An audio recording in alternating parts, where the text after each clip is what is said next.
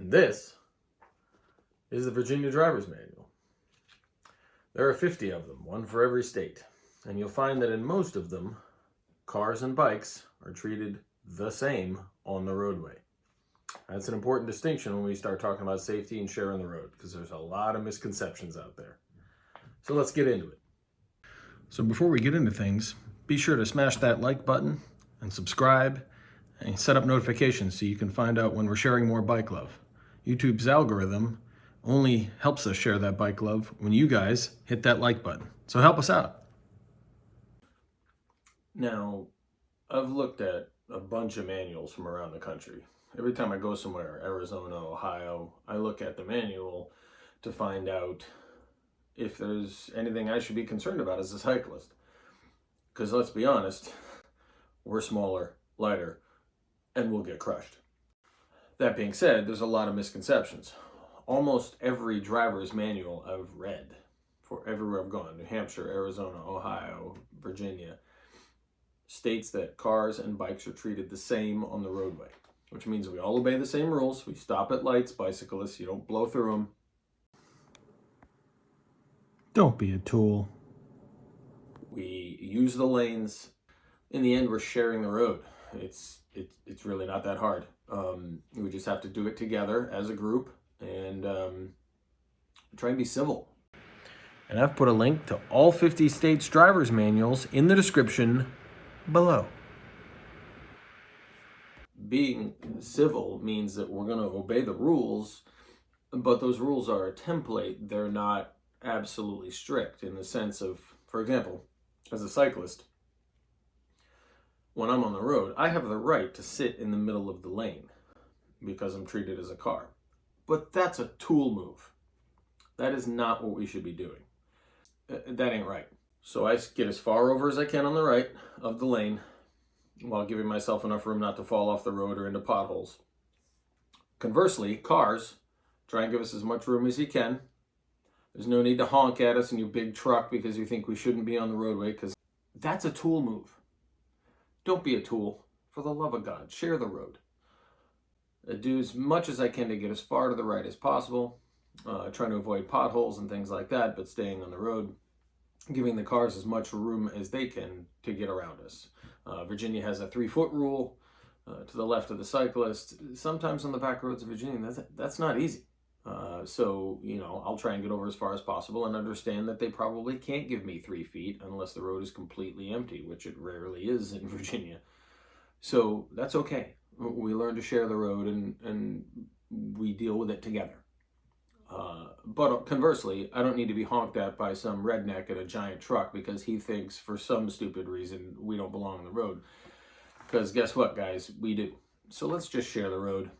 Now, while I try and stay to the right as much as possible so the cars can get around me, there are times when you as a driver will come up on a cyclist and you'll see them moving into the road.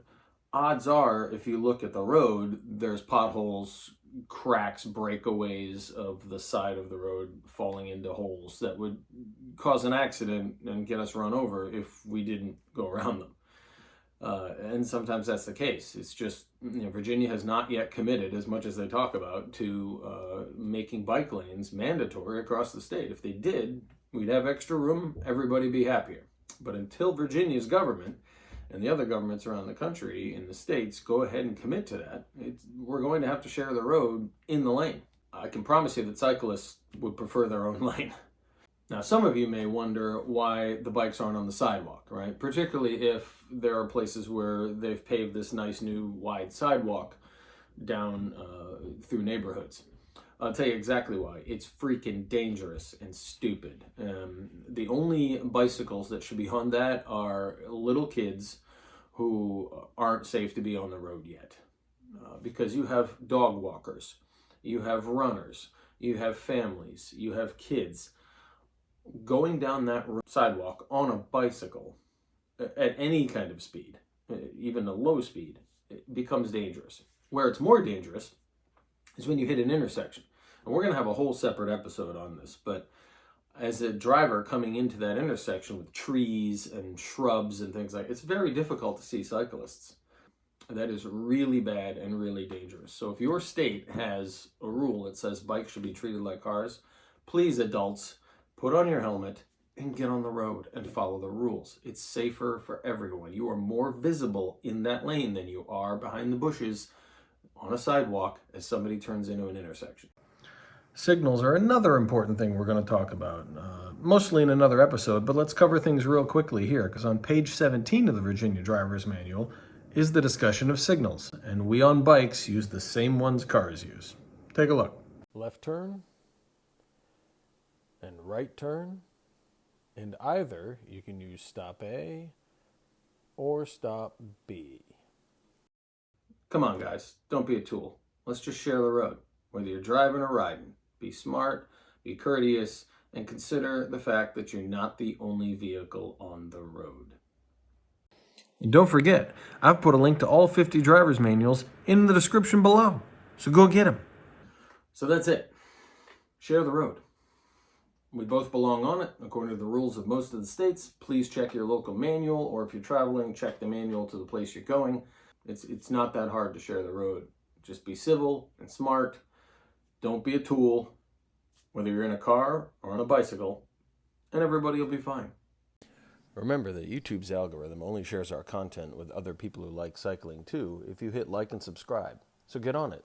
This episode's bill approved. Remember, on the No Tools campaign, our motto is, be an instrument for change, and not just a tool. And don't forget to pick up your SCHWAG from this episode or any of our episodes at the Maverick Store.